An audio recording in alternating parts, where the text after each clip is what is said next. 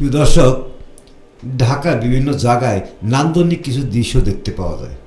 শোভাবর্ধন, ঠিক তেমনি একটি শোভাবর্ধন করা হয় ছোট্ট একটি ঘর করে, লাইটিং করে তৈরি করা হয়েছে মানুষের দেখার জন্য নান্দনিক একটি স্পট।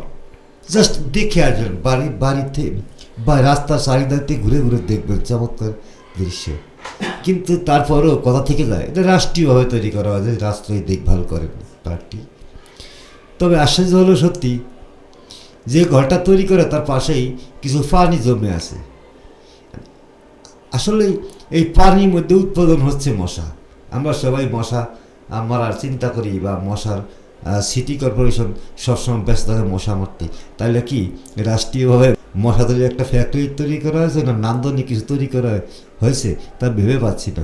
যার জন্যই মনে হলো যে আসলে এটাকে সুন্দর করা উচিত, আরও পরিচ্ছন্ন করা উচিত। তাইলে হয়তো পাবলিকের মনে লাগবে, মনে আন্দোলিত হবে, একটা গ্রাম্য পরিবেশ পাবে।